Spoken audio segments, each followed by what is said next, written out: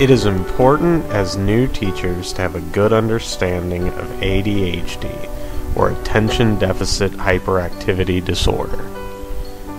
It is estimated that 9.5% of children and teens in the United States have ADHD. As new teachers, we will all inevitably have a student with ADHD. It is imperative that we can not only identify the signs of ADHD, but also have some good strategies of helping our students with ADHD. First, let's get a quick background on ADHD. ADHD is not recognized as a separate disability under IDEA. Students may receive special education services under other health impairments or as a secondary diagnosis to another disability. There are three subcategories of ADHD. The first is predominantly inattentive. This is typically displayed in a variety of ways, such as failing to give close attention to details. As a new teacher, you may be able to spot this by seeing careless mistakes in a student's work. Another characteristic of inattention can be as simple as the student being easily distracted. The next subcategory of ADHD is the predominantly hyperactivity type. Some characteristics of this may be that students might display fidgeting or moving around constantly at their desks, leaving their seat when they are not supposed to in the classroom, or excessive talking. And then finally, the third subcategory is the combined type. This type displays characteristics of both of the former categories. One important note about ADHD is that we must be aware as new teachers that only a physician can diagnose ADHD. Now that we have a good understanding of what ADHD is, let's discuss a couple of strategies that we as teachers can implement in order to give these children the best chance to succeed. When educating a child with ADHD, it can often be helpful to give explicit, detailed instruction. This way, it will help with their inability to follow instructions if we are clear and precise about exactly what we expect them to do. Also, we need to remove any distractions from the classroom. Sometimes there's a lot of things going on in the classroom, and it will help these students if we can eliminate some of the minutiae, some of the things that aren't necessarily required. Also, things as simple as it sounds to keep an open mind about how to help them succeed.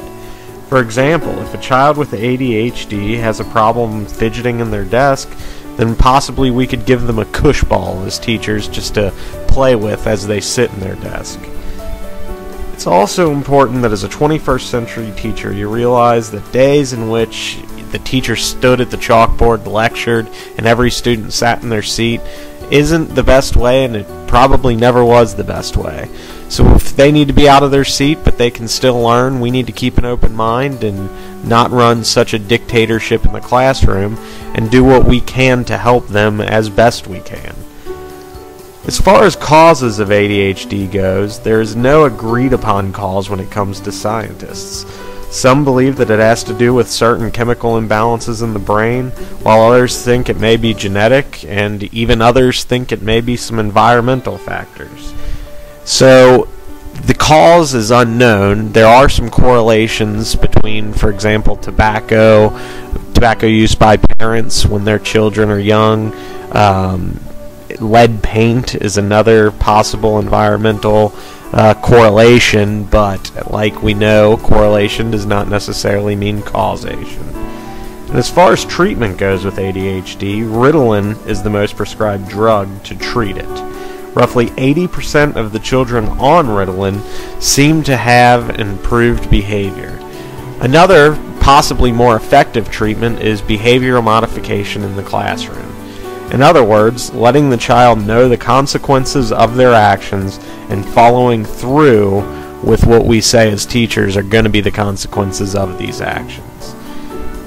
Finally, once again, we will all surely have children with ADHD in our class, and it's important that we keep an open mind and do whatever we can to help these students succeed. Just a few tips again in summation are: letting the children walk around the classroom if they can still pay attention, giving the students something to play with in their seat if it's going to help them stay calm, doing anything and everything that we possibly can just to let them know that they can still learn in our classroom and deal with their disability. And also, as we just touched upon, behavior modification. If their behavior does get out of line, it's important that we let them know that there will be consequences for their actions, and if they continue to do those actions, we do follow through with those consequences. I hope you've learned some things about ADHD that you may not have known before, and I hope you've learned some strategies that may help you as a teacher in your future classroom.